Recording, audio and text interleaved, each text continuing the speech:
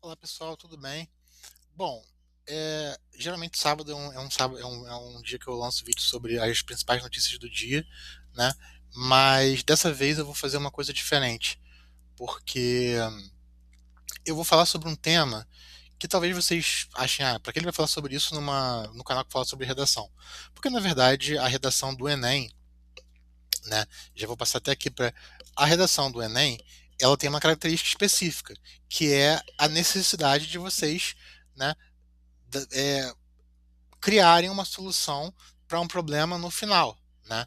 É importante que vocês criem essa solução para um problema. Se vocês precisam criar uma solução para o problema, é importante que vocês saibam os mecanismos de criar essa solução e que você não se confunda, por exemplo, com a forma. Porque eu vou falar, por exemplo, que o governo vai criar alguma questão. E aí, tá tudo bem, você vai falar que o governo, mas que parte do governo? Como você vai organizar essa solução da melhor forma para que você consiga atingir os critérios de avaliação, né, e consiga trazer uma solução mais detalhada, de uma forma mais organizada, mostrando que você conhece o funcionamento do Estado, né? Então eu estou fazendo aqui um vídeo para, né, auxiliar vocês. Às vezes, muita gente vai ver esse vídeo e falar, pô, que vídeo bobo, né? Isso daqui, quem não sabe isso? Bom, eu espero que vocês já saibam esse tema, se vocês já souberem é ótimo.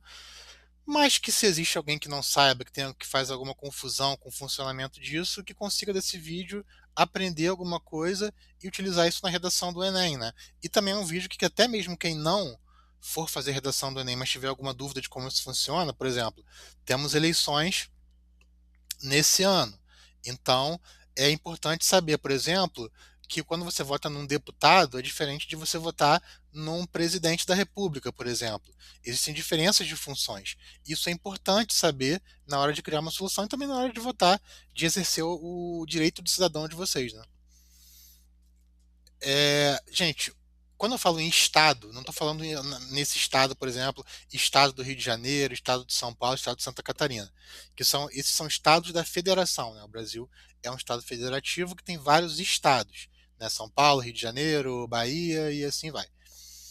É, quando eu estou falando de estado aqui, eu estou falando de um país, por exemplo, que tem a sua soberania, ou seja, toma suas decisões de forma soberana, sem que um outro país intervenha nas suas decisões, né? Então, eu estou falando de Estado nesse sentido. O Brasil, por exemplo, é um Estado, né, com letra maiúscula, com E maiúsculo. O Estado, né, ele se divide geralmente em três poderes: executivo, legislativo e judiciário. E cada um desses poderes tem uma função dentro do Estado. E o mais importante é a gente saber que nenhum deles se sobrepõe sobre o outro, nenhum deles é mais poderoso que o outro, mas eles se fazem nas suas competências, né? Competência não é, eu sou competente para fazer tal coisa. Não. Competência é a definição legal. Né? Nós temos a nossa Constituição e a Constituição diz: o executivo faz tal coisa, o legislativo faz tal coisa, o judiciário faz tal coisa. Então, cada um tem as suas funções, que são as suas competências. Isso é algo que entra muito na parte do direito. Eu não estou dando aula aqui de direito, tudo bem? Mas eu estou querendo dizer que é importante para vocês, enquanto exercício da sua cidadania, saibam que existe essa diferença no exercício das funções dos poderes, tudo bem? Bom, falando primeiro sobre o poder executivo. A principal função do executivo é executar as políticas públicas. Por exemplo, eu tenho uma rua que está aqui esburacada na minha cidade. O que eu vou fazer? Eu vou recorrer ali à prefeitura, né, que é a responsável por fazer isso, né? E a gente tem muito essa ideia, às vezes muito emburacada, assim, porque, por exemplo, a pessoa ela vê um buraco na rua e vai pedir ao vereador, mas não é uma função do vereador, né, tapar um buraco da rua. A função do vereador é diferente, né? A função de realizar essas manutenções, de fazer as obras públicas é do prefeito, né? O prefeito que executa as políticas públicas de educação, não é o vereador, por exemplo, que vai construir um hospital. Quem faz isso são os prefeitos, eles que fazem, né? Então, qualquer medida de governo que aconteça, quem faz são os membros do Poder Executivo, que são, no âmbito federal, o presidente da República, que divide a sua pasta em vários ministérios. Então, nós temos Ministério da Educação, Ministério do Transporte, Ministério de Minas e Energia, tem Ministério da Cultura, ministérios e ministérios, né? Esses ministérios eles ficam responsáveis pelas pastas de cada um dos assuntos.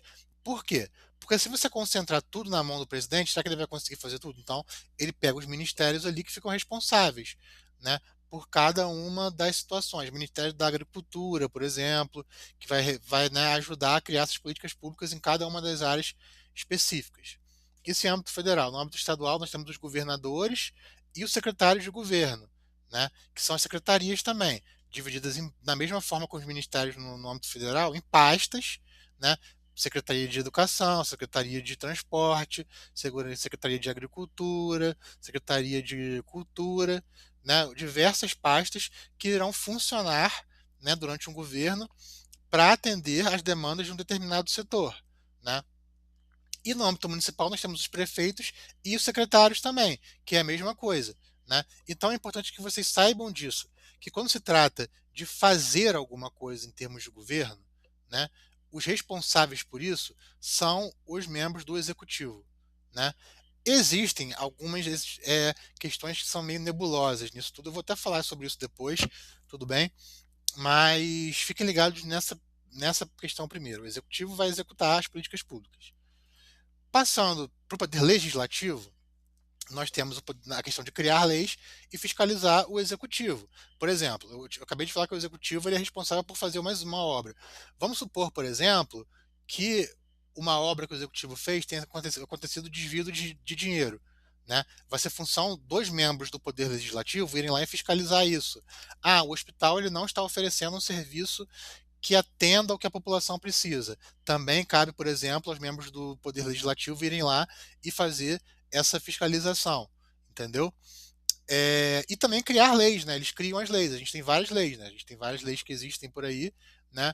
Ah, precisa criar uma lei para, por exemplo, adicionar algo ao currículo. E preste atenção, gente, quando eu falo de redação, muitas vezes a solução de um problema ela pode vir da criação de uma lei, né? Mas quando vocês forem fundamentar, por exemplo, a criação de uma lei, é legal que vocês usem, olha, o legislativo federal, por meio dos deputados e senadores, né? Vocês têm como detalhar mais, né? Ah, porque, por exemplo, quem cria lei? Não sei quem cria lei. Não, agora vocês estão aqui nesse vídeo sabendo, por exemplo, quem é responsável por criar as leis, né? E o legislativo ele vai funcionar no âmbito federal, pelos senadores e deputados federais, que existe toda uma questão de votações, né? O Senado, ele em tese é o responsável por representar os estados, né? Os estados da federação, como eu tinha falado, Rio de Janeiro, Brasília e todos os estados quer dizer, Distrito Federal e todos os estados que o Brasil tem. Os deputados federais eles já são representantes do povo, vamos dizer assim, né? É, então, essas pessoas irão votar, elas irão criar as leis no âmbito nacional, né? No âmbito estadual, teremos deputados estaduais que vão criar as leis no âmbito estadual. No municipal, temos os vereadores. Vereador que às vezes é aquele que você vai lá, tem um buraco aqui na minha cidade, tem um buraco aqui na minha rua, o que que eu faço? E aí o vereador vai lá e fala com o prefeito. Mas o vereador tem essa função principal de criar leis e fiscalizar o executivo, tá bom? O vereador, por exemplo, não tem função de criar um hospital, por exemplo. Ele pode, por exemplo, falar com o prefeito para fazer uma obra, para construir um posto de saúde em uma determinada localidade, mas ele não vai ser responsável por construir algo, né? Volto a dizer, só fiquem ligados, porque existem algumas figuras meio assim esquisitas na realidade brasileira. Por exemplo, não sei se vocês já ouviram falar na figura das emendas parlamentares. Emenda parlamentar é uma parte do orçamento do país que é destinada aos deputados e senadores, por exemplo, para que eles consigam ir até suas localidades e fazer coisas específicas. Então, às vezes, as pessoas até confundem, por exemplo, a função de um deputado federal porque ele está oferecendo verba para construir um hospital, por exemplo. Isso não é função do legislativo. Mas o Brasil criou essa figura que é estranha, né, a essa teoria dos três poderes, né, numa atuação que tem como justificativa que os deputados terem uma verba, por exemplo, para fazer isso, ajuda a enxergar questões que, por exemplo, um presidente não enxergaria. É, isso é muito questionado, porque as emendas parlamentares elas acabam sendo uma fonte grande de corrupção, mas eu não vou entrar nessa discussão agora, tudo bem? Mas apenas estou falando aqui sobre as funções. Porque, por exemplo, na redação de vocês, se vocês forem, eu vou propor uma solução aqui que pode ser uma lei, né? Uma lei que determine que remédios têm que ser distribuídos para pessoas idosas. E aí, quem vai criar essa lei? Vai ser federal, vai ser estadual, vai ser deputados estaduais, ou vai ser federal, deputados federais. Então, é importante que vocês saibam isso, porque isso ajuda vocês a organizar a solução de vocês. E para terminar, vou falar aqui sobre o Poder Judiciário, que ele julga as demandas jurídicas de um Estado. E aí, eu não estou falando do Estado só, né? Estou falando de todo mundo. Por exemplo, se você hoje tiver encomendar sei lá, uma televisão num site, e essa televisão ela não chega, você vai recorrer ao Poder Judiciário, né? Você vai entrar na Justiça. A Justiça faz parte do Poder Judiciário. As pessoas, né, de um local podem recorrer ao Poder Judiciário para atender, seja lá quais demandas for, né? Qualquer pessoa, né, uma empresa também pode recorrer ao Poder Judiciário, porque ele vai julgar as questões, né? E o Judiciário também funciona nessa lógica federal e estadual. O Judiciário Federal, existe uma Justiça Federal. Na verdade, a distribuição da justiça do Poder Judiciário ela é muito complexa. Então, isso daqui não representa tudo que acontece. Eu só trouxe aqui um resumo geral, tudo bem? Por exemplo, no federal, a Justiça Federal é responsável, né, por julgar questões específicas que estão na Constituição. Se eu não me engano, no artigo 109, sobre, né, algumas demandas que vão para a Justiça Federal. Existem aí também as cortes superiores. Vocês já ouviram falar, por exemplo, do STF, Supremo Tribunal Federal, né, que está aí em voga com ministros fazendo várias coisas e tudo mais. O Supremo Tribunal Federal ele é o guardião da Constituição.